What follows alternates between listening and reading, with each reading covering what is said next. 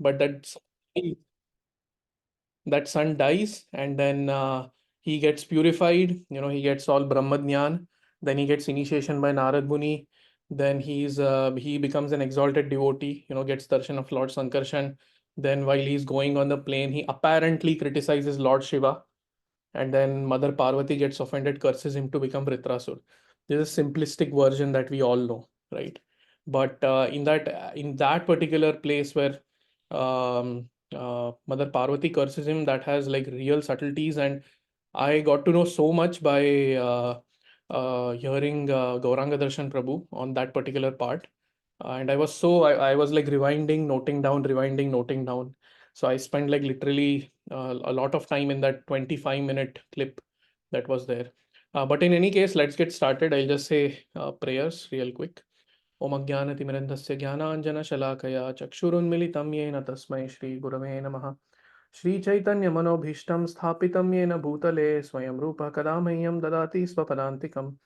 Vandeham Shri Guroho Shri Yuta Padakamalam Shri Gurun Vaishnavamscha Shri Rupam Sagarjatam Sahagana Raghunathan Vitam Tam Sajivam Sadvaitam Savadutam Parijana Sahitam Krishna Chaitanya Devam Shri Radha Krishna Padan Sahagana Lalita Shri Vishakhan Vitamscha Nama Om Vishnu Padaya Krishna Prishtaya Bhutale Shrimate Bhakti Vedanta Swaminiti Namine Namaste Saraswate Deve Gaurvani Pracharine Nirvishesha Shunyavadi Paschatya Deshatarine नमो महावदन्याय कृष्ण प्रेम प्रदायते कृष्णाय कृष्ण चैतन्य नामिने गौरत्पिषे नमः हे कृष्ण करुणा सिंधो दीनबंधो जगत्पते गोपेश गोपिका कांत राधा कांत नमोस्तुते तप्त कांचन गौरांगी राधे वृंदावनेश्वरी वृषभानुसुते देवी प्रणमामि हरिप्रिये वाञ्छाकल्पतरुभ्यश्च कृपा सिन्धुभ्य एव च पतितानां पावनेभ्यो वैष्णवेभ्यो नमो नमः श्री जय श्री कृष्ण चैतन्य प्रभु नित्यानंद श्री अद्वैत गदाधर श्रीवासादि गौर भक्त वृंद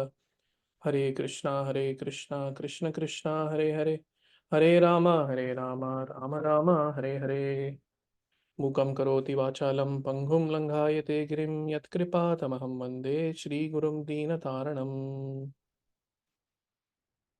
हरे Krishna. So yes, so this pastime begins, and the kingdom of Shurasen, and the king of that kingdom is, as we all know, Maharaj Chitraketu. So he's a very great king. He rules his subjects in a very dharmic way. He's like a father to all his subjects. He has uh, all the riches he needs, and he's a dharmically very well versed person, and he lives his life that way. And all his praja, all his wives, all his subjects, they like him, they love him, and he's a great king that way. But despite having all this, he's still unhappy. And he's unhappy because we all know he didn't have a son, right? And it is said that even though we have everything, the mind is such a trickster that it focuses on the small thing that we don't have, and that makes us miserable despite having everything else. So just like, for example, a personal example here, and I was discussing this with a few devotees here. I moved out last year. I moved in from Bayonne to Jersey City, and I haven't gotten back the deposit yet, the security deposit. Now, the security deposit is not a big amount. I had gotten a sort of discount on that, so I didn't pay like a month's rent or anything. I paid like less than half of a month's rent as the deposit. So then I haven't gotten the deposit back yet. Now everything is good here, in a way. Like everything is okay here. I have everything. I have my sevas. I have my family. We are all living nicely. Prithu has his play area here, and we are happy. We are meeting devotees, and it's all nice. It's all nice. But still, that one thing keeps bothering me every day. Why haven't I got the security deposit yet? And I am chasing those people like anything. Every week, literally every day, I'm emailing them, where is my deposit, where is my deposit? So when I heard that one thing could absorb our consciousness so much despite having everything else, so I remembered this. I'm going through this personally in my own life right now. So that is something that I realized. But anyway, yeah, that is the tendency of the mind, right?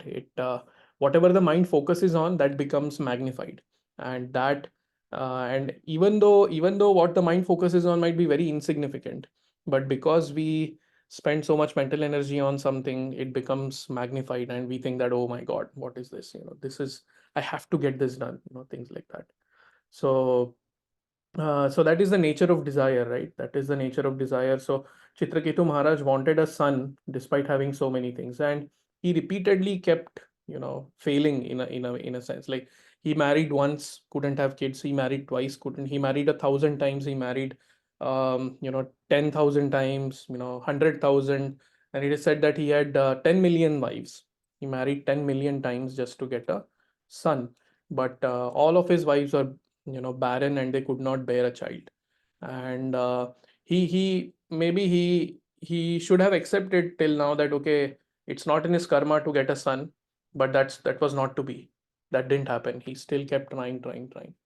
And then finally we know how um, Angira Muni once happens to visit his kingdom. And Angira Muni is a great devotee of the Lord, and when he comes, he Chitraketu Maharaj receives him very nicely, and then and Angira Muni, although he sees that Chitraketu Maharaj is externally showing that he's happy, he senses that Chitraketu Maharaj internally is unhappy with something. And Gaurang Darshan Prabhu mentions a parallel in Bhagavatam where, in the first canto, where Vyasadeva has written all the Vedas and all everything, all the Puranas, and then Narad Muni happens to visit Vyasadeva. So although Vyasadeva has accomplished such a great task, right, dividing the one Veda into four Vedas and so many 18 Puranas, 108 Upanishads, and everything he has written, but still he's unhappy internally. And Narad Muni actually notices that, and that is the symptom of great souls. They are so in tune. They don't see externalities. They are able to understand the internals uh, by just looking at the external, like, but just by looking at us. Those who are initiated here will have that experience that when they get initiated by their guru, when their guru looks into their eyes when they make the vows, it's like as if an internal scanning is happening, right? And that is what the great souls see. They see the internals. And you know okay, anyway, I have so many thoughts coming on this one point, but anyway, I'll restrain myself from going into those. So anyway, so Angira Muni sees that Chitraketu is not happy despite having all this. He's not happy.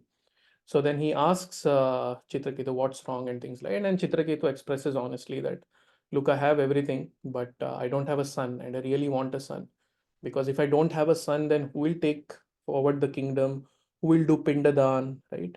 Uh, um, Arjuna also mentions this in the Bhagavad Gita that when this Pindadan stops, when offering oblations to the forefathers stops, that's when the destruction of the whole human race begins. And Chitraketu Maharaj didn't want that to happen, so he wanted a son to carry forward his legacy, which is a very honest, which is a very innocent desire that anybody, that kings especially in those times would have. And Angira Muni understands this, and although Angira Muni is a great soul and he wants to give spiritual instruction to Chitraketu Maharaj, he sees that Chitraketu Maharaj is currently too attached to the desire of having a son. So Angira Muni rightly concludes that this is not the right time. So then Chitraketu Maharaj actually requests Angira Muni to do something, right? Because he's a great soul. He requests Angira Muni, please, do something, do some yagya, do some magic, and please bless me with a son. And then we know Angira Muni does the yagya, and then the Yagya Purush appears from the Yagya Kund, and he comes with a bowl of payasam, or rice, sweet rice, and then that sweet rice is given to one of the wives, and Chitraketu Maharaj chooses his first wife, and then she has that, and then she gets pregnant after that, and then we know that the son is born. And oh, by the way, one important detail, when all this happens and Angira Muni is about to leave, he says that, look, this child will will bring you extreme happiness as well as extreme distress. And Chitraketu Maharaj doesn't completely understand the cryptic words that Angira Muni says, but then he thinks that, okay, um, uh, yes, I'll be extremely happy because I wanted a son and I'll get a son. So that's the extreme happiness that Angira Muni is referring to. But then, yeah, because I'll be extremely happy, I'll be a doting father. I will, give a lot of prem, a lot of what you call it, lard, they call in Marathi. Lard is like, what is a Hindi word for lard?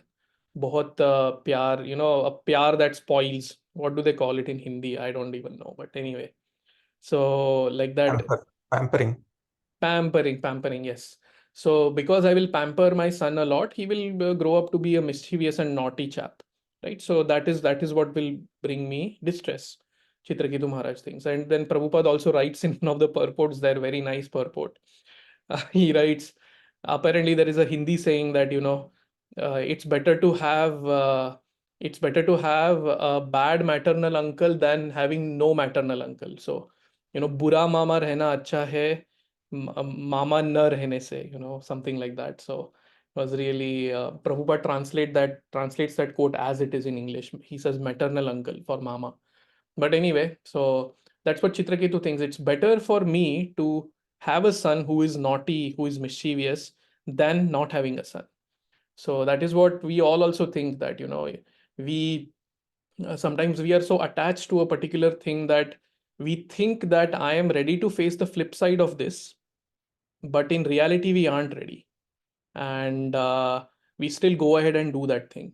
And this is like a repeated theme that happens in most devotees lives, that we feel that yes, I'll get a car, I'll deal with the flip side of it. I'll deal with the flip side, which is to, I have to spend so much on, on the car and this and that, and the fuel and whatnot, servicing, and I am ready to face the flip side, right? But then when we actually get the car, the enjoyment is very short lived with the car.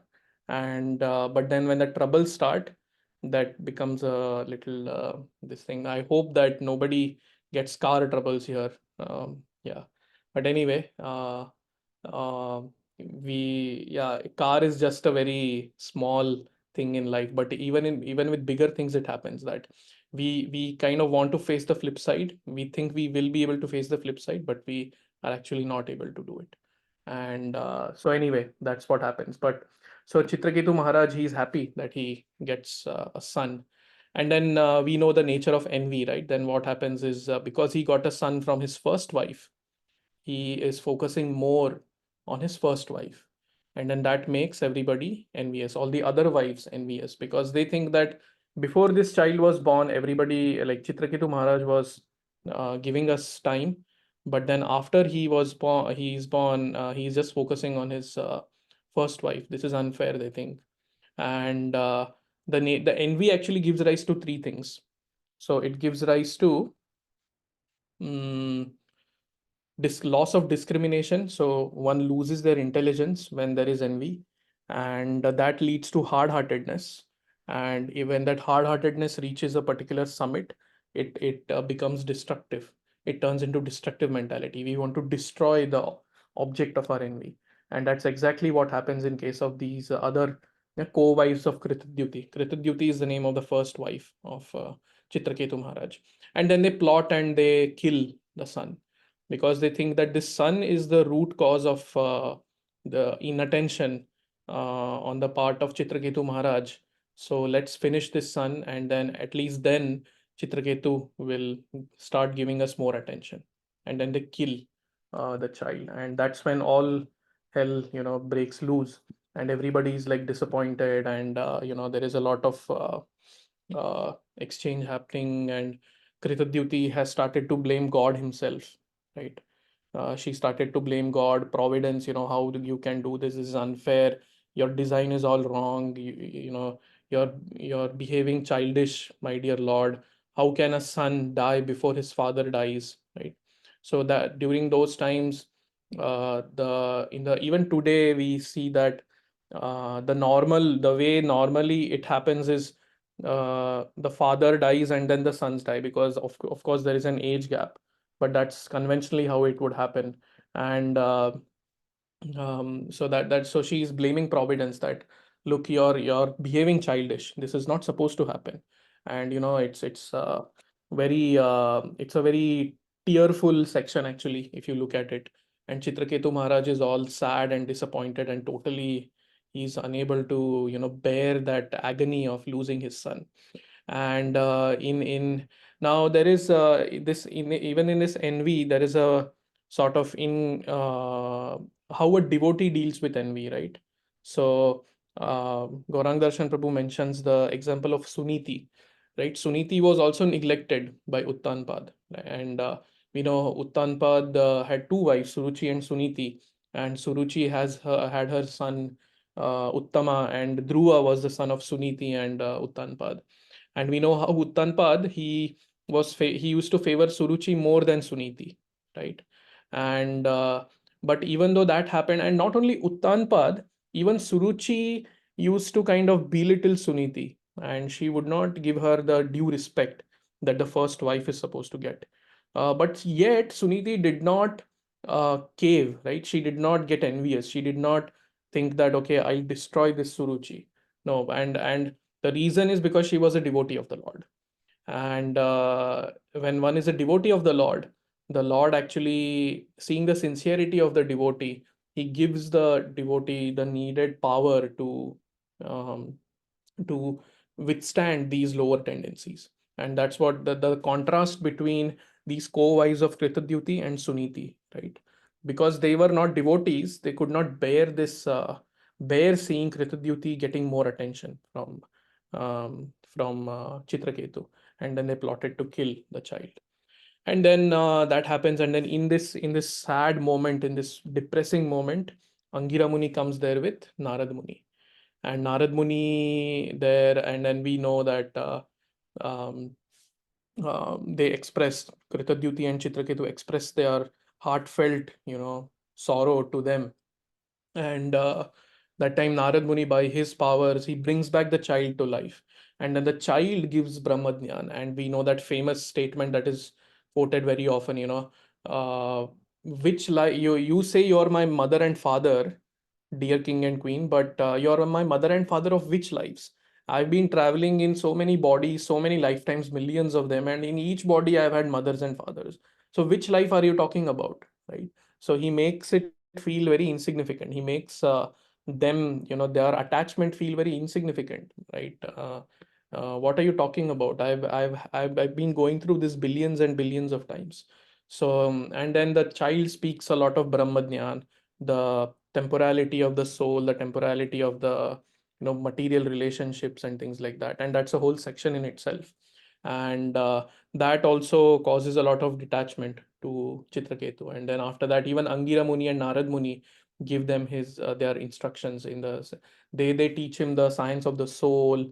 They teach him how the soul transmigrates from one body to another. And the famous analogy that is often given, that how when we put certain objects in the water, sprinkle certain objects in the water, some particles come together and then they just float away from each other. So similarly, based on our karmic reactions, some of us, we come together for a certain period of time, and once that karma is depleted, we again depart, we again go our own ways. So that's how karma works, and they give him all this knowledge, due to which he develops the necessary detachment. And then after that, with that detached mentality, he also performs the last rites for his son. And after that, Chitraketu actually approaches Narad Muni for initiation. He approaches Narad Muni and surrenders himself unto Narad Muni, and then Narad Muni gives him instructions now on transcendence. And after instructing him in transcendence and giving him a mantra, uh, uh, Narad Muni blesses him, with initiation. And then he says that, chant this mantra with all your heart. And that's what Chitraketu Maharaj does. And merely after 7 days of chanting that mantra and performing all the necessary regulative duties of a disciple, Chitraketu Maharaj actually gets the direct darshan of Lord Sankarshan. And he is blessed with that darshan of it's Lord Sankarshan, right? Or was it somebody? I think it was Sankarshan. Yeah. So he's blessed with the darshan of Lord Sankarshan, and now he's become like a pure devotee. He's like a great soul now. And then he now Chitraketu Maharaj becomes the king of the Vidyadharas. So Vidyadharas are heavenly beings, and he becomes the king of the Vidyadharas, and he attains that higher status of life. And yeah, so I'll stop here if anybody has any reflections here, because after this comes the climax of the whole pastime. So if anybody has any reflections here, please go ahead. Yes, Mega Mataji. Rather a question. So Yes. this concept of envy, like this was such a great pastime, Mm, and so in corporate world, for example, I have heard the advice like envy is good. mm, Envy can guide you, mm, like if you don't know what you want. mm. Yeah. So what are your thoughts on that? Yeah, I mean, see, the thing is, um, now in the corporate world, um, I think they mean it more in the sense of if you are jealous of someone, then you will work for, getting that, and you will work for it. And in that sense, you see, I personally feel it's a manipulative tactic in a way, because you if you say that envy is good, then people will start becoming envious of each other, and people will start working harder and harder to pull each other down, right? And they that competitive mentality will come, and everybody will work hard. And who will benefit from that hard work? The company will benefit from that hard work. So one aspect of it is it seems manipulative, right? Because it's ultimately benefiting the company, right? The corporate, whatever leadership, because they are making profits from your work. That is one aspect of it, right? The other aspect of it is that yeah, Krishnan Prabhu is saying greed is good from the movie Wall Street. Yeah, yeah, all these kinds of things float around in the corporate circle. Yeah, definitely. But then you also see what kind of consciousness will the actual person get, right? If I, as a worker, I am envious of everybody, it is said that when somebody is envious of someone and somebody is looking for an opportunity to pull that person down, the person who suffers the most is the person who is envious, not the person, not the object of their envy, right? If person A is envious of person B, person A suffers more than person B actually, if you look at it really, because person B is constantly in that turmoil of thought, and always plotting, how should I, destroy this person, how should I destroy it? So it's like if person A has hot coal that he wants to throw on person B to hurt person B, then he's waiting for that opportunity. He's waiting, waiting, waiting. But in that waiting, whose hand is getting burnt? It's person A whose hand is getting burnt, right?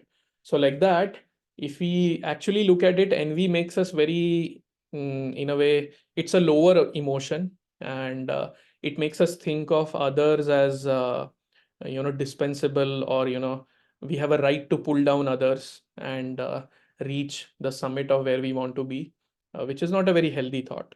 And yeah, that is something that I feel, at least in corporate circles, it's I guess they say that more in terms of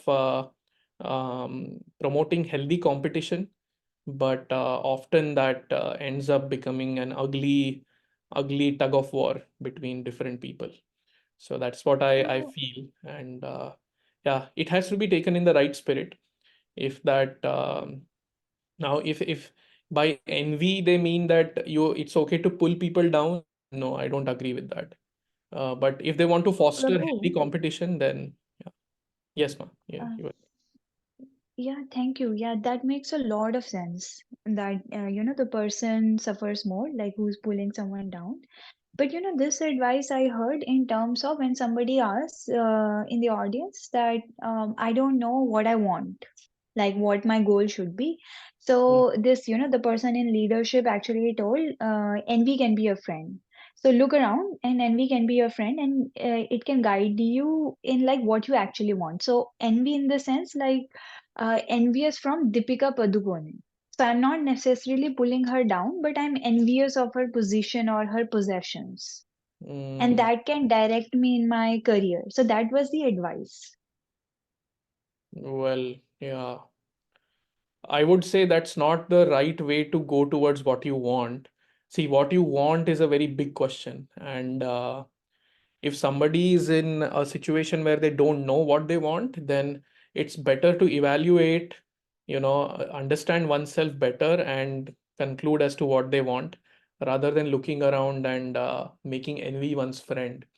Because again, even in this case, right, if I want to become like Deepika Padukone, still I'll suffer, right? I'll suffer. Whenever Deepika Padukone, does something great, I will suffer. I will seethe with envy. I will be like, oh, how can she do? I also want to do it, things like that. So it does keep us in that limbo of always desiring. But yeah, yeah, and actually that is more miserable in one way because we can't do anything. We can't do anything with Deepika Padukone. She's too high a person. She's too big a person. So in that case, the suffering is even more. Although we might have envy, but we can't do anything about it. So that makes the suffering even worse in one way. Yes, Karan Prabhu and Sundari Saki Mataji have something to say on this. Yes, Prabhu. So I just to like from what Mega Mataji is saying and what I'm hearing, I feel what the person might have wanted to say, like the right word to use here would be inspiration rather than envy.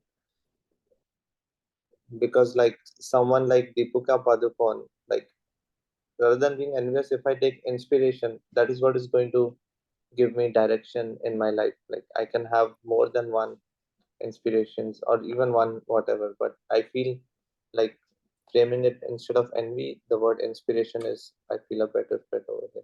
Yeah, beautiful.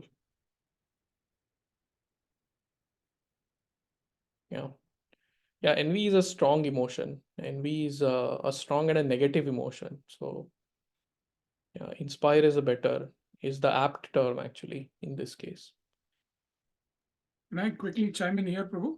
Yep, I yep. think I think you pointed to a very important slippery slope, Mm, which we have to be very cautious of because the corporate world will try to manipulate us. I think that was the point that you were making, and that is a really valuable point. I used to work for a company which was a very successful software company.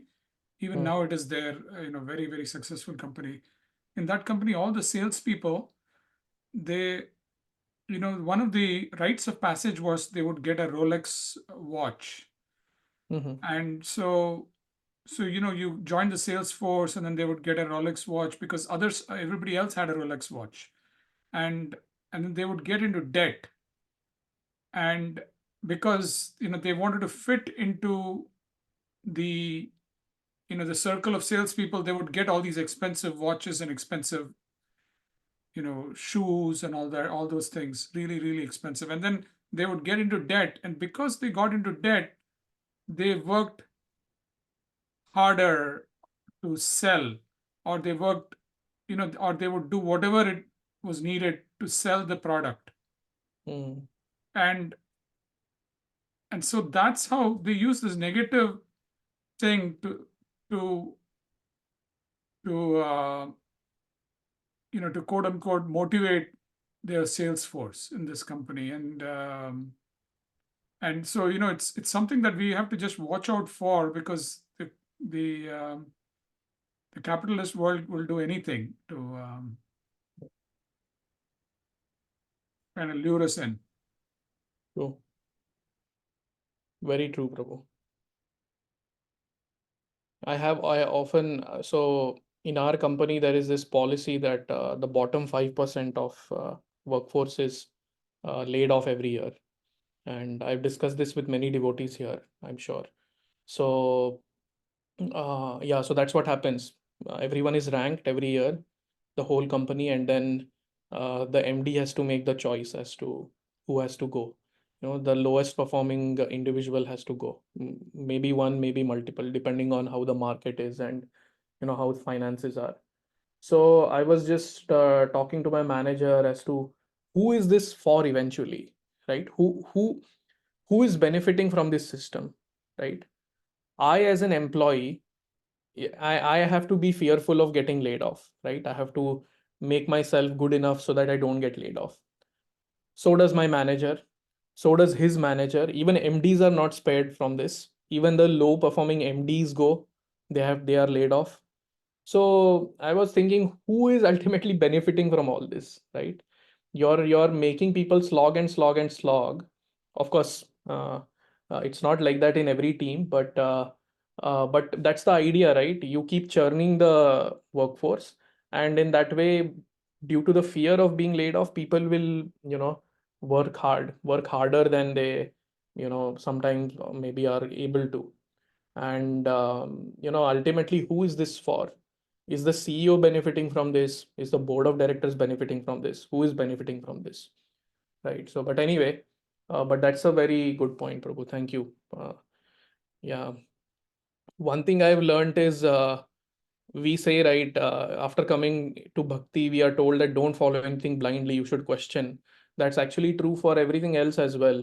That is not just in the case of spirituality that we should question. We should also question in case of, our corporate circle. If they are saying something, then why are they saying something? What is the underlying emotion there? What is the underlying motive there?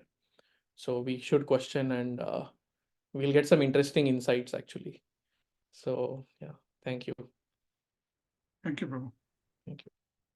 Yeah, but yeah, I think inspired is the right word, Megha Mataji. I guess what that person meant is you can take inspiration from others, and in that way organically grow and get a direction for oneself. Yeah, very nice points. Thanks, Prabhu. Thanks. Yeah. Any other reflections, questions on this till now, whatever we've discussed? Let me check my notes if there is anything I missed. Yeah, yeah, that point. Yeah, Angira knew that there is spiritual knowledge that Chitraketu should understand, but then he waited for the right time. That is also a very important point. So he could have given the king that knowledge before giving him the benediction of getting the son, and he could have also given him that knowledge after he got the son. But in both cases, he thought of not to do that, because in the first scenario, when he did not have the son, Chitraketu was very, very distressed and attached to that desire. So that was not a good time. And when did get the son, that time he was attached, he was jubilant. So extreme distress as well as extreme pleasure is not conducive for spiritual inquiry. It has to be like a balance. So this we all must have experienced. When everything is, I have definitely experienced, when everything is going nicely, I chill out and I become slack in my spiritual practices, sadhana and everything. And then when things don't go as I want them to, then that also in turn affects my bhakti. So it's like extreme jubilation, extreme relishing of material pleasures also. It's not that we should not enjoy, it's not that we should not have a good time, but then we need to understand that we can't drown into it so much and get drenched so as to forget our ultimate goal too. That is also not right. That is very dangerous actually, and that's what extreme jubilation brings. That danger of getting too much drenched into it. So yeah, and then now this is the thing, right? After his child died, now the extreme distress is also gone in one sense, in the sense of not having the son, and the extreme jubilation is also gone. And of course, in one sense, this is a very low point, but then because the child himself comes back to life by the grace of Narad Muni and gives him all the knowledge, now he's in the right state of mind to receive spiritual instruction, and that's when he approaches Narad Muni and does that. So yeah, that's that. Anyway, let me check if anyone's raising their hands. Right. Yes, Vallabh Chaitanya Prabhu, please.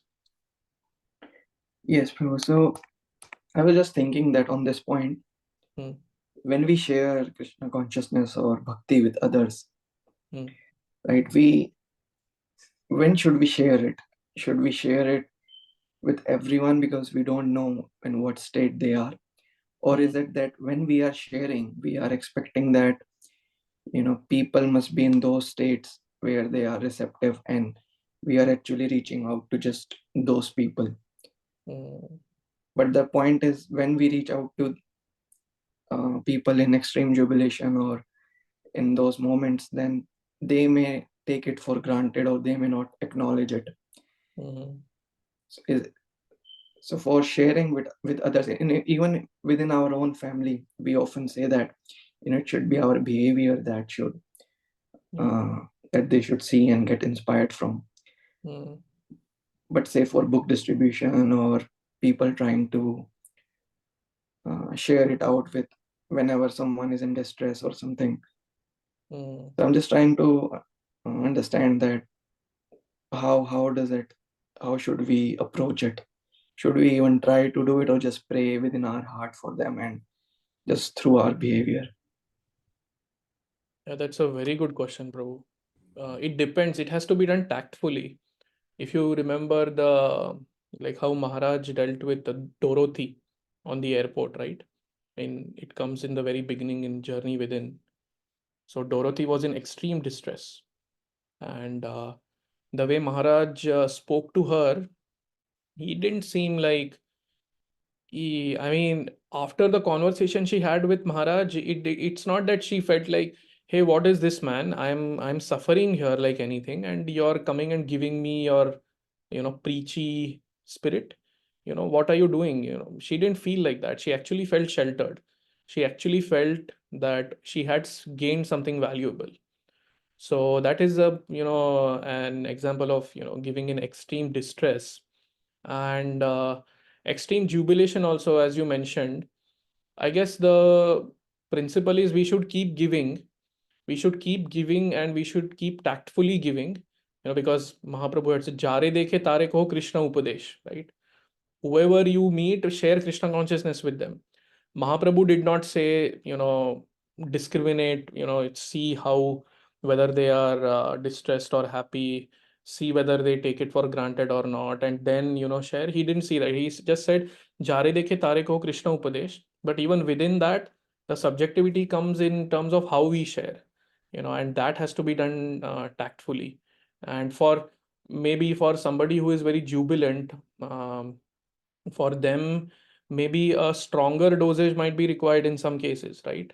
Hey, you're becoming too slack, man. Have you even thought what is going to happen after you lose all this, or after all this, cloud nine high ends for you? Have you thought of anything beyond that? Maybe in that case we might have to use some strong words to pull them down, right? And or maybe in case of a distressed person, we might do it with more, with more compassion, right? So it depends on case to case. And just speaking shastrically, for instance, when Vidura wanted to take Dhritarashtra out of family life, that section is very strong. The way Vidura comes and speaks to Dhritarashtra is like, you are like that dog who, to whom the master is just giving some food and he's keeping him, You're like that dog. You don't understand, man. These five Pandavas killed your sons, and like an idiot, you're still under their shelter, right? And when he says such strong words, Dhritarashtra is completely shaken, and that's when he leaves, right? So in some cases that might be required. And we have this Angira Muni's case also, where he desisted from giving that spiritual instruction, that strong instruction. So I guess we have to be, it has to be done tactfully, and ultimately anudvega karam vakyam, right? Satyam priya hitam chayat. Bhagavad Gita says when we give truth, it has to be done in a favorable way. It has to be done. We can't just go and break that person. We have to do it in a proper way. And priya satyam. So anudvega karam vakyam.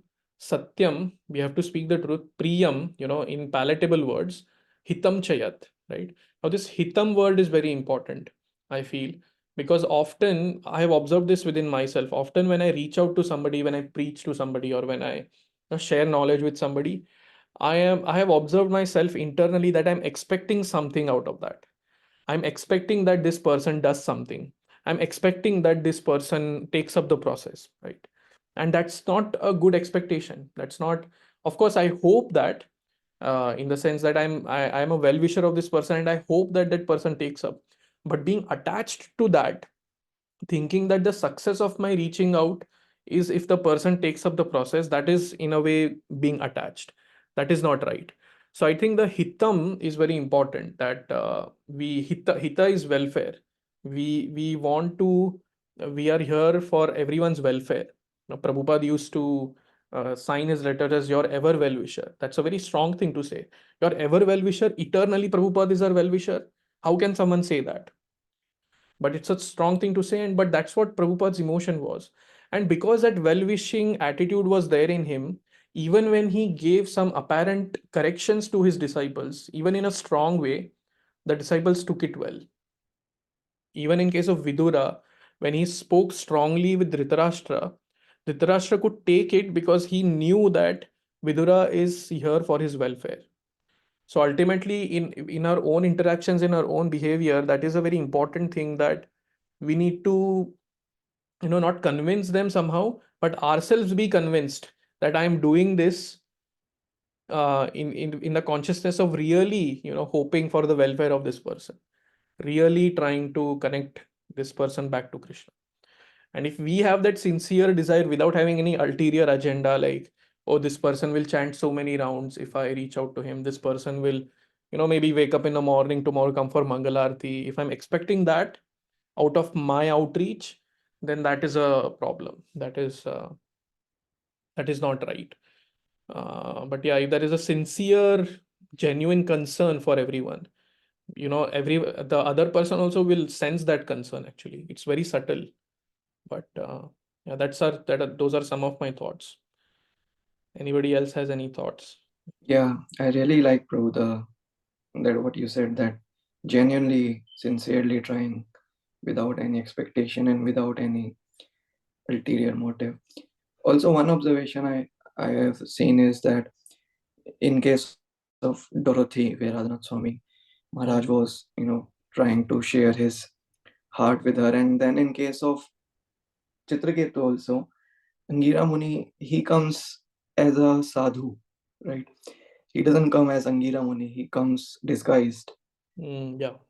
So in a way, it is more like coming from a stranger. Even Arjuna, he had to see that Virat Rupa and he was like, "Who are you?" to Krishna. He was so surprised that, I was just considering you as my friend. I didn't know you are so Virat and everything. So is it feels like it comes from a stranger, more or less, except from the case of Vidura, where it came to a point that, his love actually what conquered that, what you said. Yeah, very true, Prabhu. Very valuable points. Yeah. Yep. If yeah, no other comments, no other reflections here, we'll move ahead. Now we move to the climactic point of this pastime. So now we were at the play, we were at the point where Chitraketu is now the king of the Vidyadharas. He's a heavenly person now. He has that body and he has a plane, he has an aeroplane, not like our Boeings and Airbuses, but he has like a Viman, and he's going, he's flying in that Viman and he's visiting many places here and there, and he has all these beautiful ladies with him, his wives.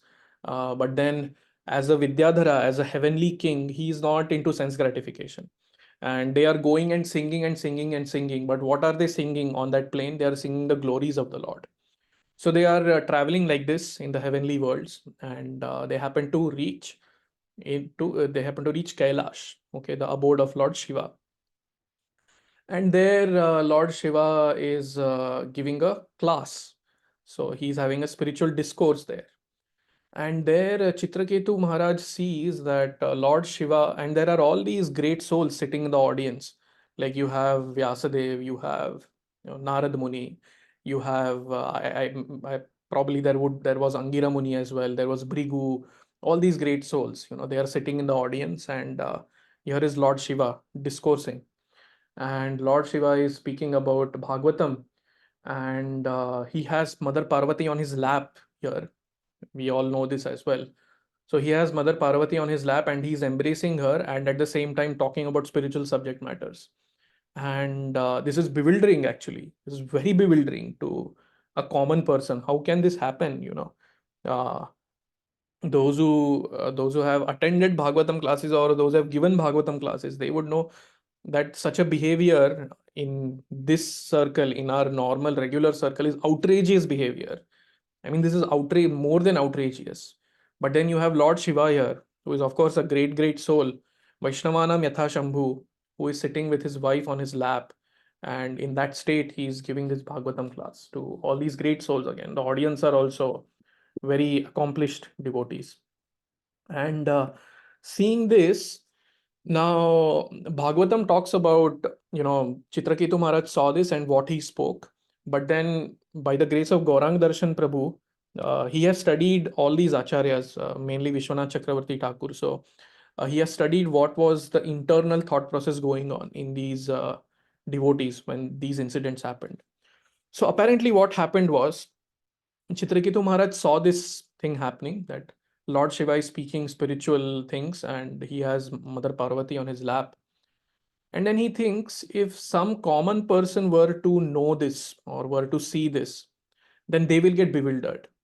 Then they will definitely get bewildered and they might very well criticize Lord Shiva. They might minimize Lord Shiva, right? How can Lord Shiva do this? How this is a very grave offense, they might think. And he didn't want that to happen. He was a genuine well-wisher. Yeah. He was a pure devotee. He had the direct darshan of Lord Sankarshan within 7 days of chanting the mantra. So Chitraketu is also not an ordinary person here. He is a great soul. And this is what he's thinking in his mind. He didn't want people to criticize and minimize Lord Shiva for his, quote unquote, apparent inappropriate behavior. Right. And so in with that thought process, he spoke, he spoke very loudly. He said that, oh, this is I don't remember the exact verses, but he sort of criticized this particular thing.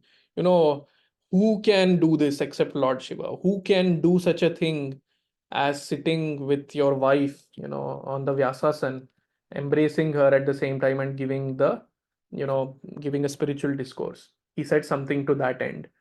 And it was criticism in a sense, but uh, his intent was not to belittle Lord Shiva. So that's what we have to remember. His intent was right, but still he criticized. And that actually created a huge problem. And so here are many subtleties actually. That's why I said I really urge you all to listen to Gaurang Darshan Prabhu. He explains it in a much, much better way. But then he says that both were great devotees of the Lord. Lord Shiva is Vaishnavanam Yatha Shambhu. He's a great, great soul. And Chitraketu Maharaj is also a great soul. He has just gotten the darshan of Lord Sankarshan not too long ago. And although there is a seniority junior, there is seniority here because Lord Shiva is a much, much more senior devotee in one sense as compared to Chitraketu Maharaj. And it is said that uh, Chitraketu Maharaj thought that, okay, this is also a great soul. So he's a devotee of my own Lord, right? So he felt that sort of comfort level with him and he thought that, okay, I can comment on his apparent external behavior here. I can comment on it. And that's where Chitraketu Maharaj made the mistake. And that's where it is, Prabhupada also writes in the purport that there was a slight tinge of pride in the mind of Chitraketu, that he thought it was appropriate for him to comment on the behavior of such a senior person, right? Again, senior junior, I don't mean senior junior the way we see it, right? Oh, you are my senior, I'm your junior. Oh, Prabhu, you are a senior devotee and things like that. But we are talking about like really great souls here. These are like, they are, Bhagavatam is glorifying Lord Shiva as being Vaishnavanam Yatha Shambhu. So we can imagine the stature of Lord Shiva, right? So in that sense, it is said that Chitraketu Maharaj got that tinge of pride within his mind, that he thought that he could comment on this particular behavior of Lord Shiva. And then he said what he said. So I'm trying to pull up what he said. Brihaspati, this is Mother Parvati curses Chitraketu. Chitraketu is the lowest of the Kshatriyas. Yeah, very strong words were said here actually. My dear Lord, Sukadeva Goswami, Lord, one should understand. Chitraketu is perfect in this way. If you, one should understand. I should have done this preparation before, but Supreme Brahman said, Chitraketu Maharaj said, okay, this is still 16th chapter is the prayers. Chitraketu said, Lord Shiva, the spiritual master of the general populace, is the best of living entities who have accepted material bodies. He enunciates the system of religion. Yet, how wonderful it is that he is embracing his wife, Parvati, in the midst of an assembly of great saintly persons. Lord Shiva, whose hair is matted on his head, has certainly undergone great austerities and penances. Indeed, he is the president in the assembly of strict followers of Vedic principles. Nonetheless, he is seated with his wife on his lap in the midst of saintly persons and is embracing her as if he were a shameless, ordinary human being. Ordinary conditioned persons generally embrace their wives and enjoy their company in solitary places. How wonderful it is that Lord Mahadev, although a great master of austerity, is embracing his wife openly in the midst of an assembly of great saints. So this is like a blow. This is like very strong, very, very strong. And so the thing is, that's what Lord Chitraketu Maharaj, he did end up criticizing Lord Shiva, but then he did it out of a sense of wonder, right? Prabhupada translates these verses, he uses the word wonder, wonder, wonder everywhere, right? But it seemed externally that he is making fun of Lord Shiva, right? We make fun, na, kya hai ye, itna bada tum. So I used to be a prefect back in school, and we used to call it vice captains, and then I became a captain later on. So vice captain, right? And I was a vice captain, and one day I was chewing a chewing gum in the class, right? The lecture is in full swing, and I'm chewing the chewing gum, and I'm thinking that the teacher is unable to see me chewing the chewing gum, but she did see me. So then, although I tried to be subtle, but I failed. And then she said, Jitendra, get up, get out of the class. And I'm like, she said, I'm sorry, ma'am. She's supposed to be a vice captain, but chewing a chewing gum in the class. Get out of the class, she said. And I was like totally humiliated, and I went out. And for that whole period of the lecture, I was out. I came back for the next one. But anyway, so that's what happened. So here, it's when hope Pritu heard this. Yes, I'm a great example for him. So, so in this case, the teacher, of course, told me, she insulted me, right? She didn't say, oh, how wonderful it is that you're a vice captain, but still chewing a chew. No, it was not out of a sense of wonder. She had to like really straighten me. That's how she said. But in this case, Chitraketu Maharaj is not saying this to disrespect Lord Shiva. He's saying this out of a sense of wonder, right? Yet, the words that came out were the words of criticism. And Chitraketu, to begin with, he said these things because he felt that he had that level where he could say these things. So he didn't consider that Lord Shiva was in such a great position that it was inappropriate for him to comment on such things, right? um, it is said that taravakya kriya mudra vidneha na bhujaya, right? uh, what is that?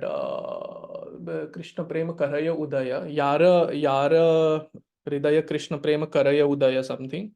Whose heart Krishna Prema has, arisen. Taravakya Kriya Mudra Vidnehana Bhujaya, right?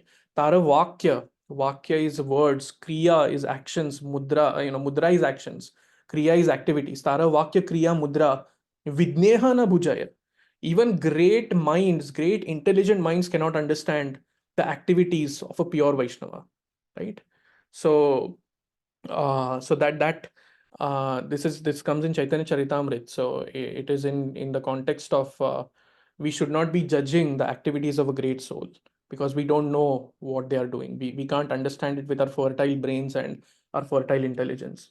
So, but Chitraketu Maharaj made that mistake. He thought that he could comment on this apparent, apparent quote unquote inappropriate behavior. So when there is a great soul at such a stature, it is said that they don't have to conform to the social conventions, right? Again, this is in case of great souls. We can't take this as our as a liberty for us to do inappropriate things. But in case of very very great souls, Paramahamsa Mahabhagwat, although it might sometimes seem that they are not following the conventional standards of human behavior, but they are not bound by those things. They are not bound by such regulations because they're liberated souls. So, that sometimes that way great souls might appear to not be aligning with social customs or conventional behavior, but we need to understand that they are not getting contaminated by that. And the analogy given often here is the sun and urine. Like if we were to go and touch urine, uh, touching that urine actually makes us contaminated. But the sun actually, through the heat and sunlight, the sun actually evaporates, urine. The sun comes in contact with the urine through the sun rays, but still the sun doesn't get contaminated, although it does come in contact with the urine. So that is the analogy given here. Like the great devotees are like the sun. They don't get contaminated by these, not conforming to social customs. So yeah, so that's the thing. So Chitraketu's words were out of mere wonder. He didn't want to consciously disrespect or defame Lord Shiva. Yet he said these words. He commented on that, and that was not very pleasant. Now this is what Chitraketu Maharaj did. Now we look at the recipient, right? The recipient of these words, that is Lord Shiva himself. So Lord Shiva is Vaishnavanam Yatha Shambhu. This is the third time I'm saying that. So he's a great soul. He's a great, great devotee, and he's the Dwarapal. In fact, when you go to Vrindavan, it is said that ideally one should first visit Gopeshwar Mahadev, who is a manifestation of Lord Shiva in the form of a gopi, and take blessings from Lord Shiva so that the yatra to Vrindavan becomes a success. And only when Lord Shiva blesses, then that is when actually we'll get the mercy of the Lord. So that is the position of Lord Shiva. And so Lord Shiva is a great soul, and he was not affected by it, right? He was not affected by it. He understood the mood of Chitraketu, right? Now there is another contrasting pastime that Prabhuji quotes here, and that pastime is of Daksha Prajapati. So there is one time there is a great assembly of great souls. There is all these munis and rishis and great demigods, Lord Brahma, Varuna, Vayu, and so many others, Indra. They are there, and great sages are there, Bhrigu Muni, four Kumaras, and whatnot. And then Lord Shiva is also there. So, and Daksha Prajapati. Daksha is the father of Sati, who is the wife of Lord Shiva. So Daksha happens to be the father-in-law of Lord Shiva. So Daksha enters that assembly, and he goes and offers his respects to Lord Brahma, because Lord Brahma was the senior most person there. And then because he is in a fatherly position to Lord Shiva, he expects that Lord Shiva should get up and offer respects to him. But Lord Shiva doesn't do that, because Lord Shiva is a great soul. In terms of spiritual realization, Lord Shiva is much, much higher than Daksha. And at that point of time, Lord Shiva is meditating on the Lord. So he doesn't get up or pay respects. And this offends Daksha. And Daksha speaks very insulting words. This person, although he's my daughter's husband, he's so uncivilized. He puts ashes on his body. He has that little snake around his neck, and he associates with all these ghosts and goblins. He's such a contaminated person, and this and that, left and right he criticizes. So that criticism was motivated by envy and pride. But the criticism that apparently Chitraketu Maharaj expressed was not out of despise, was not out of resentment or hate or envy. It was out of wonder. And Lord Shiva knew this, and Lord Shiva knew the internal mood of Chitraketu, so he was not affected by it, and he just continued sitting there. Now, there are multiple entities involved here. One is Chitraketu Maharaj, of course, who is saying out these words, and there is Lord Shiva, who is the recipient of these words. Then there is the audience, the great sages in the audience. Now, what the custom is, if we are in a group of people, we are part of a group of people who are discussing something, and then there is blasphemy of somebody that suddenly starts. Some person starts blaspheming devotees and blaspheming this thing. So the custom is that the devotees present there should try to counter that blasphemy. If they cannot counter that blasphemy, then they should just stand up and walk out. But the devotees who were present there, the great souls, great demigods and rishis who were present there in the audience, in front of Lord Shiva, they don't do any of that, because they also understand the internal mood of Chitraketu. So they don't get up and walk away. They are there because they understand what's going on here. Chitraketu is not, he doesn't mean ill of Lord Shiva here. And so they also continue sitting there. But then there was one person who gets offended by all this, that is Mother Parvati. And Mother Parvati is completely offended. And just like any wife, if somebody offends her husband, it's but natural for a wife to get offended and get angry. And that's what Mother Parvati, that's what happened with her. And she started, hurling insults at Chitraketu. She said, who is this person who thinks of himself as so great that he can come and criticize my husband? What happened to Brahma, Bhrigu? What happened to these Indra, Chandra, Varuna, Vayu? Have they all forgotten dharma? Yamraj, have you forgotten dharma? Looks like this Chitraketu is the only person who knows dharma here. That's why he's speaking such criticism about my husband. Right? So she starts hurling insults at him, and then she says, do you think you're so great that by getting darshan of Lord Sankarshan in 7 days, you get the authority to criticize Lord Shiva, who is topmost of the Vaishnavas? Lord Sankarshan is actually displeased with you, because the Lord is displeased with those devotees who are overcome by pride, and you are overcome by pride, Chitraketu, she says. So she's like seething with anger, and then she curses him. And she says many other things, which comes in Bhagavatam, but her mood is this, annoyed and angry and thing. And then she curses him. She says, "You now I curse you to become a demon. You have to become a demon on the earthly planet." And now it might seem that this curse is disproportionate, right? So in one sense, Chitraketu Maharaj just gave verbal feedback to Lord Shiva, but then Mother Parvati is cursing him to become a demon. It's a very big curse. It's not a small thing. So there is this apparent disproportion. She could have insulted him back and they could have ended the matter there, but no, Mother Parvati cursed him. And we also need to see that Mother Parvati didn't curse him with a malicious intent. She addressed him as son, my son, you become a demon. I curse you to become a demon. So she did that in the mood of a mother, right? And in the purports, Prabhupada compares this with Mother Yashoda. When Krishna would perform mischievous pastimes at times, she would get angry at him. She would say, you're being such a naughty boy. If you do this, and and we know the whole Damodar Leela pastime where she's running behind him with a stick to beat him, right? And Krishna is crying and everything. So that is the emotion that Prabhupada writes, is what Mother Parvati is going through. Of course, she's annoyed, she's offended, but she curses him in a corrective consciousness, not in a state of malice, right? You should suffer and things like that.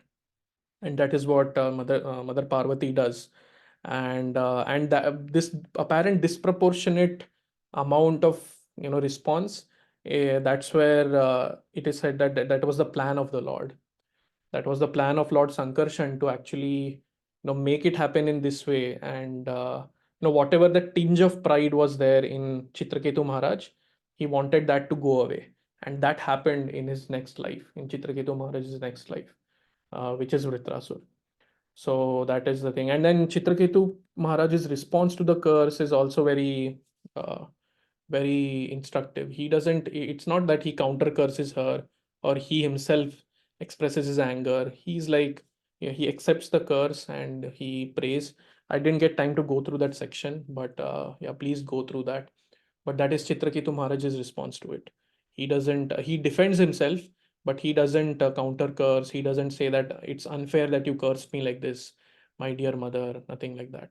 He accepts the curse and he descends to the earthly planets in the family of a demon.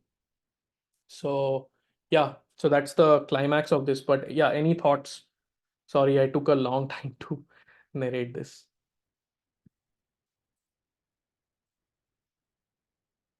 Any thoughts here? Thank you, Vallabh Chaitanya Prabhu. So the thing is, this also is instructive in terms of Vaishnava dealings, how we should deal with other Vaishnavas, especially those who are very senior to us, right? We should not judge them immediately and things like that. We should be respectful and things like that. So yeah. Yes. Okay, Krishnan Prabhu, you can go ahead first. So, Hare Krishna Prabhu, beautiful narration. Thank you so much for doing this. It was almost like we were there, witnessing all this. The Today I was listening to a class in which I heard, you mentioned junior and senior, right? So that reminded me. I thought I'll just share that, which is the protocol for a junior to deal with a senior is through respect. And a protocol for the senior to deal with the junior is through love and care. Yep. And so that's the equation, and you can see that here too. That the small, the small thing of not having respect,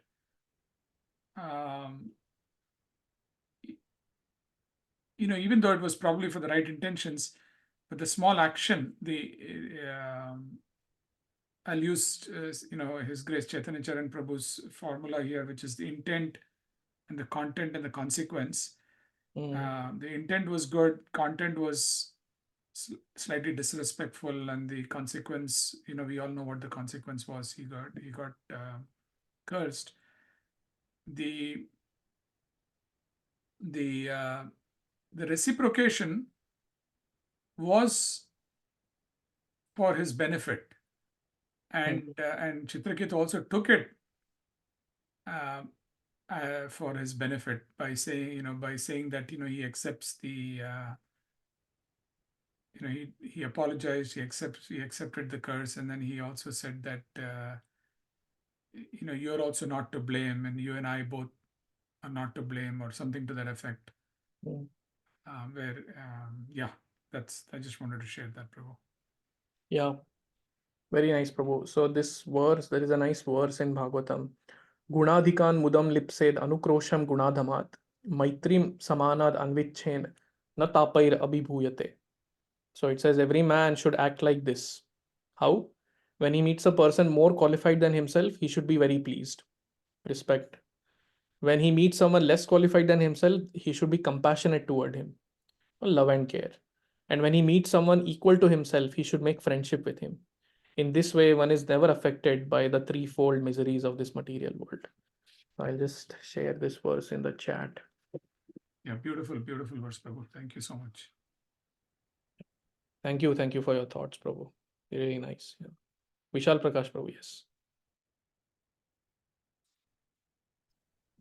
Hare Krishna Prabhu. Thank you for so beautifully summarizing the entire story.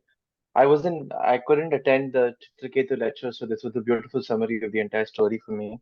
One thing that, which caught my eye was, this idea of intent comes twice, right? One is when Chitraketu criticizes Lord Shiva, and then, we speak about he said something, but then he did not intend it in that way, and then you spoke about intent again in the second part where Lord Parvati curses Chitraketu, but she didn't, she intended it that in a motherly way, in order to teach him a lesson, but she didn't mean, she didn't have any ill intentions. I feel like I mean, I don't on an earthly scale, right? Like I feel I've been on the receiving side of both cases where a person like has said something like has been a little harsh to me, but supposedly like some other person like I complained to another person that this person said something, and then they say that like he did not intend it in that way, and then he probably had good intentions. And then I've also been on the receiving side of the other scenario where a person said something nice, and then turns out like that their intentions, when like it came out of envy, and then like it was just like something like sarcasm. Hmm. So in some cases it sort of makes sense, like if I know this person well, then like I'm going to confront them, or like try to understand if they meant it in that way, like like they said something, and then like it hurt me, and then like I'm like you can, it's possible that you can ask that person about it. But I feel like sometimes like I do not know what this person intention is, and I'm pretty sure that if I ask, or like they're going to be offended, that either they actually meant it that way, or they're going to be offended that I felt like I felt that they were trying to offend me, and then I feel like that is going to just like destroy the relationship anyway. So I Hmm. don't know how to deal with this. Do you have any thoughts on this? Very good question, Prabhu. We don't know the intention of someone.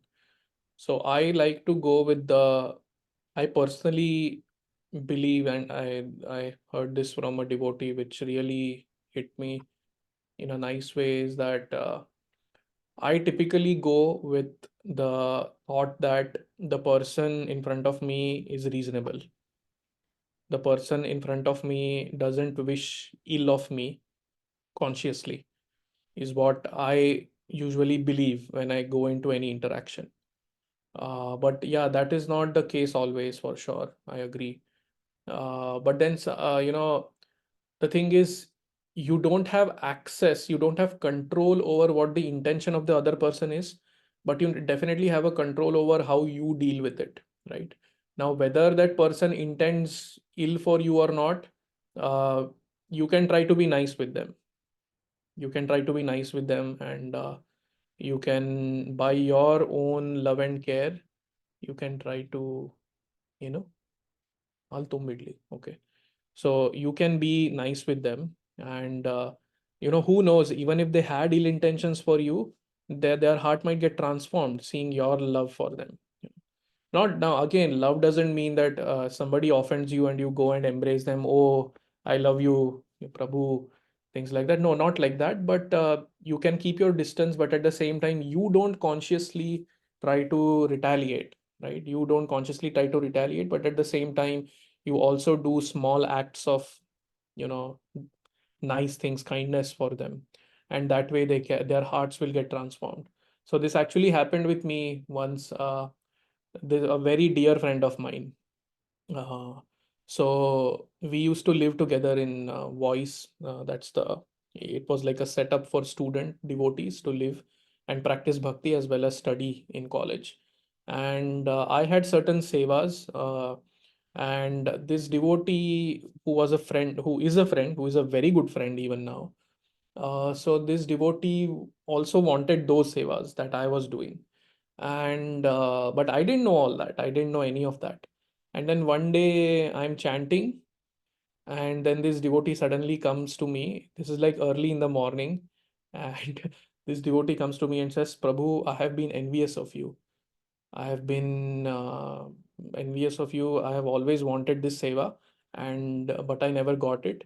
But you have been doing this, so I've been really envious of you. I'm very sorry about it." And he was like so apologetic, and his apology was very sincere. And I was like, okay, I didn't even know that, Prabhu, just don't worry about it, all good. And that's it. And we became like so close friends after that. Even now we are regularly in touch. So in this case, of course, I did not know that he was envious of me. Maybe if I had known, maybe I would have kept my distance. But it was to my advantage that I did not know. So I just behaved with him like I would behave with any of my other friends in that where we would live together. So maybe he saw that, I don't wish ill of him or anything like that. I'm kind with him. and then that helped him to come out of that. So yeah, we don't have access to that, their thoughts. We don't have access to know their intentions, but definitely we can try to be kind. Now, in some cases, it goes to an extreme where that person is really trying to destroy us.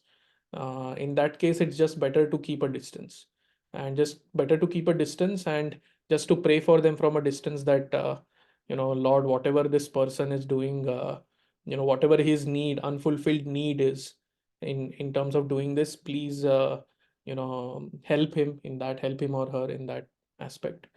So you can pray like that, and keep distance in extreme cases. So when somebody is like really out to exploit you, and that does happen even in devotee circles. I've heard, I haven't seen, but I've heard. So that is some thoughts, that these are some thoughts I feel. Yeah. Yes, Parikshit Prabhu, you have something to share. Hare Krishna, Guruji. Joining this Sangha after a long time. And thank you for this Welcome, amazing welcome. class. Hari Bol. I have a comment and a question. Yeah. So I was wondering like how cautious we have to be in devotee association. Like Chitraketu Maharaj falling into this offense. I mean, even though his intention was not like that, but that Mm. tinge of pride, how you described, right?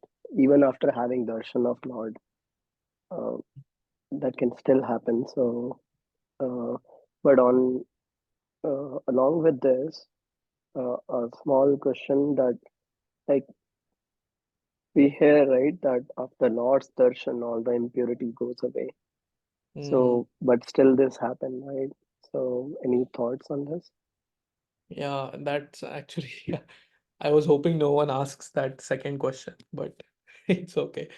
I was myself wondering about that second point, but yeah, we'll go to that. But the first thing that you asked, right? How should we be cautious? Yeah, we should be cautious. Now, in my case, I have observed what happens with me is, in the heat of the moment, I end up saying something, and then later on, I realize that, oh, I should not have said that. That might have been inappropriate, or I might have, said something that might have disappointed the other devotee.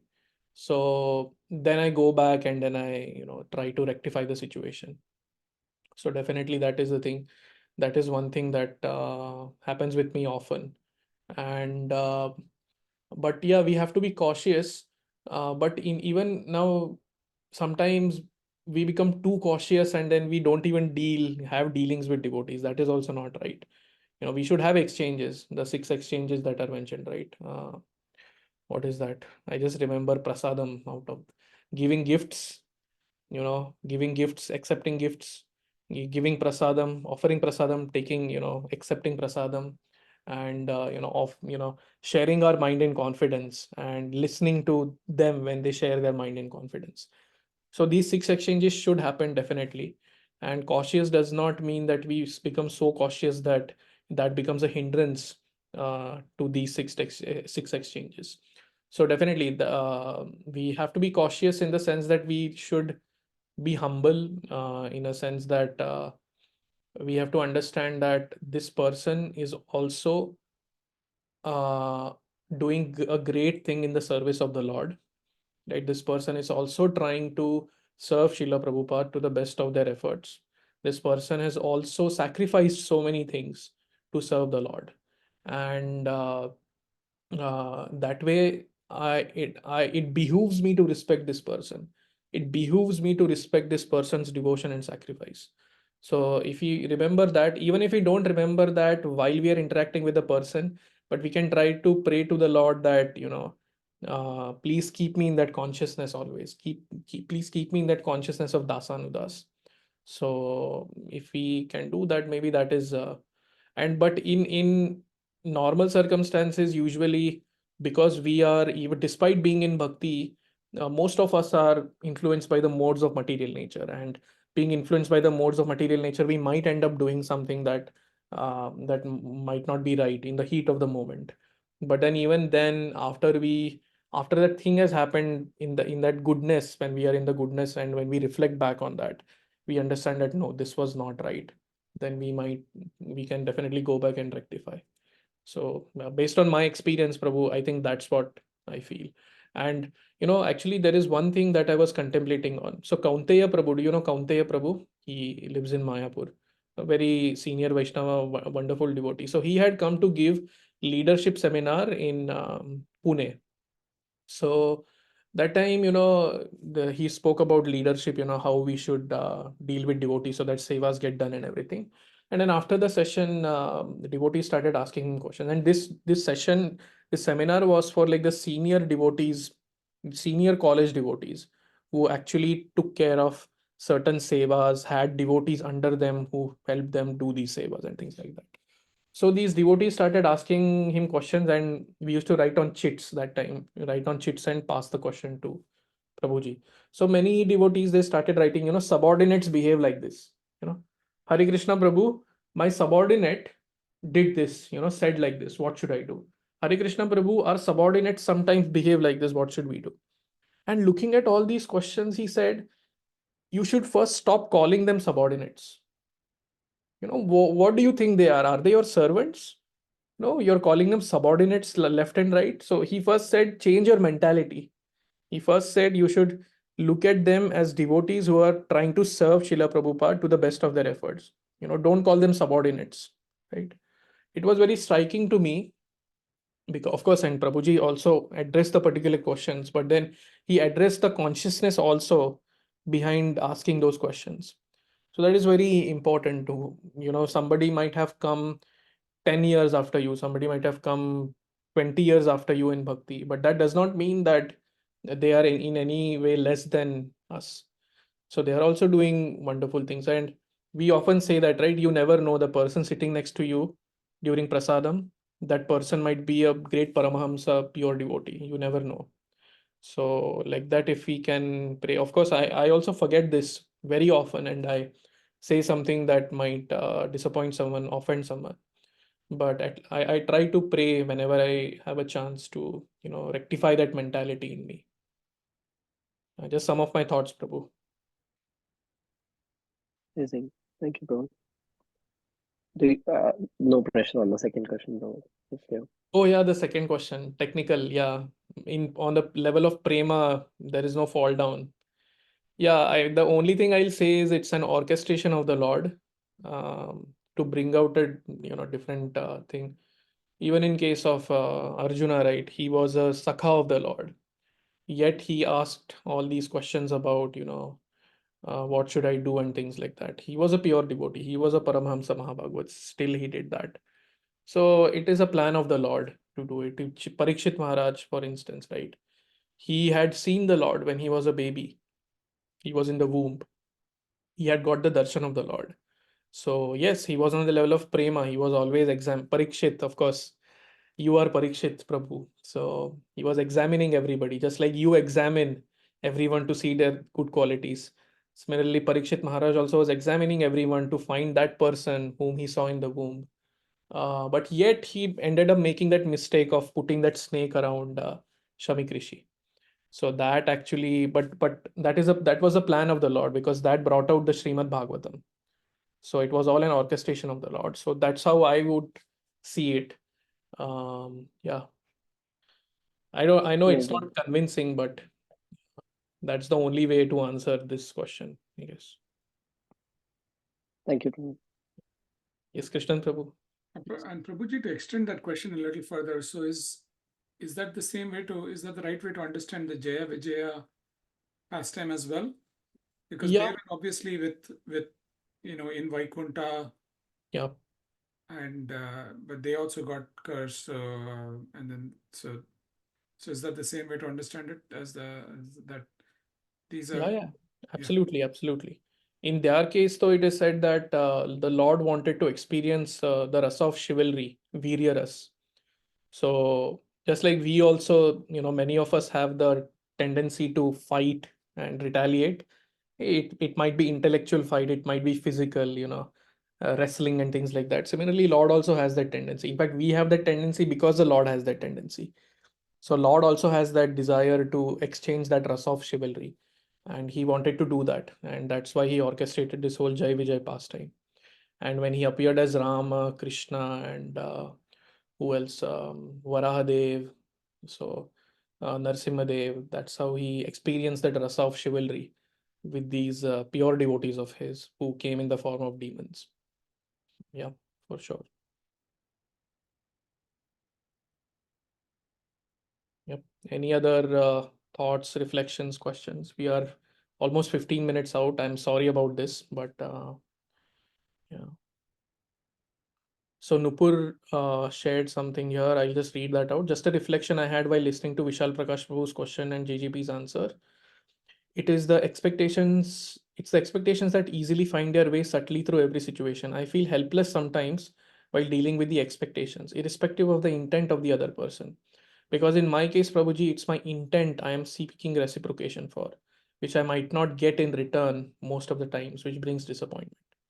Amog Leela Prabhu said this: love everyone but attached to Krishna. I am nowhere close to apply this, Prabhu, but that's what I keep trying. But as JJV said, trying our best and trying to expect from Krishna. I don't know if it made sense as an answer to your question. Yeah, definitely, Nupur. That's a wonderful point. It's a wonderful point. We want reciprocation for our intent, but at the same time, we might not get it, right? But yeah, this is a very nice point. But we still don't give up our intent. We still don't give up our good intent because we see them in connection with Krishna. So that is very important. We have to see everyone in connection with Krishna. That's where we miss out, right? That's where we sometimes, most often actually, we see somebody alienated from, disconnected from Krishna, and that is why we feel that we feel the expectation and things like that also. But yeah, wonderful point. Yes. Okay, dear devotees. So that's it. That's it. Thank you very much. So this is the context. This is where we enter into the pastime of Vritrasura. Very wonderful pastime, and really looking forward to discussing this wonderful section with all of you. So yeah, thank you very much. वाञ्छाकल्पतरुभ्यश्च कृपा सिन्धुभ्य एव च पतितानां पावनेभ्यो वैष्णवेभ्यो नमो नमः। अनंत कोटि वैष्णव वृंद की जय। श्रील प्रभुपाद की जय।